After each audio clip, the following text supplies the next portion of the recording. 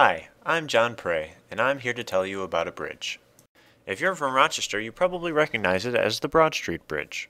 Right now, in 2010, it's primarily a road bridge, carrying cars and pedestrians across the Genesee River from Blue Cross Arena on Exchange Street to Rundell Library on South Ave. It's not your average road bridge, however. Under the road is a tunnel, one which stretches the entire width of the river and continues underground in both directions. Today, the tunnel isn't officially used for anything and stands empty. It's a cavernous area, wide and tall, and from the Exchange Street side, you can walk through it all the way under and up to the other side of the river. When some friends showed it to me a month or so ago, we did just that. How could such a tunnel just be sitting around collecting dust right in the middle of downtown Rochester, I wondered. My friend mentioned that it used to house the Rochester subway, and before that was an aqueduct for the Erie Canal. I had heard of the Rochester subway before, but I knew very little about it, and I never knew that the canal had run directly through downtown. So I did some research. Here's what I learned. Construction of the Erie Canal finished in 1825, just under 50 years after the United States declared its independence. You might be surprised to learn that the canal was built entirely for economic reasons and for industrial use. It provided a way for boats to get from Lake Erie at Buffalo across the state to the Hudson River at Albany. From there, the Hudson River ran south to New York City and the Atlantic Ocean. In other words, the Erie Canal connected western New York to the rest of the world in a way that hadn't been possible before, and that dramatically changed the lives of everyone in the region. Rochester was a small but slowly growing town when the canal came through in the 1820s. After the aqueduct went up and the canal was filled, Rochesterville, as it was called at the time, saw a rapid increase in population. It officially became the city of Rochester not soon afterwards in 1830. The future Broad Street Bridge in the canal's time was just the one-level aqueduct. It was a slow-moving place. The canal boats, pulled by horses or mules walking alongside the canal on the towpath, were limited by law and by practicality to a maximum speed of 4 miles per hour. But by the late 1800s, trains were taking over. Their high speeds and large capacities gave them the obvious advantage over canal travel, despite the higher cost.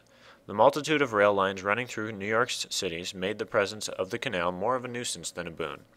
In the early 1900s, New York State had the canal rerouted to bypass many cities, including Rochester, entirely.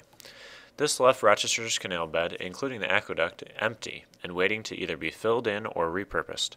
Because cars were still a novelty at the time, the city refused a plan for a highway and chose to build a light rail system in the canal bed.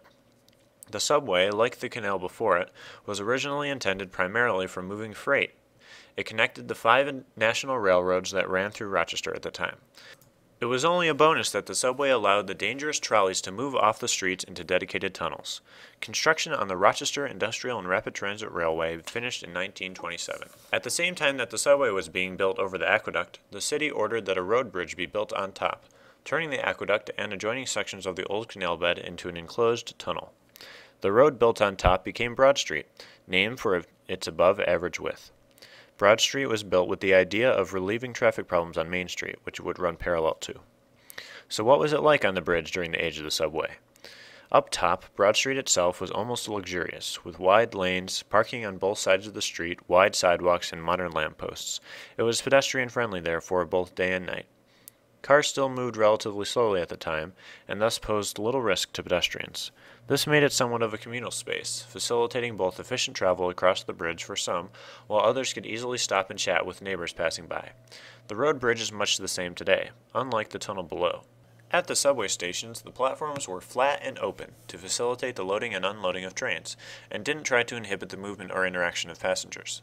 The interiors of the train cars were similarly open, gently encouraging passenger interaction by pointing them at one another without forcing them to look each other in the eye. The aqueduct itself no longer accommodated pedestrians or beasts of burden, as the towpath had in the canal days. Its tracks were meant for trains only, and indeed were a dangerous place for wandering pedestrians. The aqueduct was originally built to carry water, boats, and beasts of burden, but now it carried tracks, trains, and trolleys. It had been repurposed successfully. But as you know, the subway wasn't to last. Except during World War II, the Rochester subway's profitability continually dropped during its operating years. The automobile was taking over, and high-maintenance public transportation in such a relatively small city just couldn't compete. The subway ran for the very last time in June of 1956. It had run for only 29 years.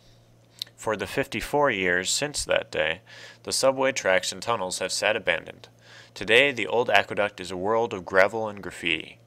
Only minimal work is done to keep the tunnels from caving in. Its presence is almost surreal. The tunnel is there, it's maintained, and it's easily accessible, and yet it has no official function. This has led people to adopt the tunnel for their own uses. The homeless, of course, take advantage of the semblance of shelter it provides.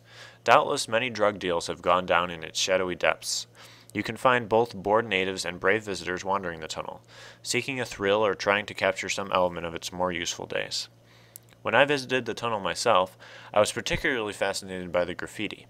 Some of the graffiti is the typical, "I'm going to write my name in a fancy-looking way," but a lot of it is deeper and more thoughtful than that.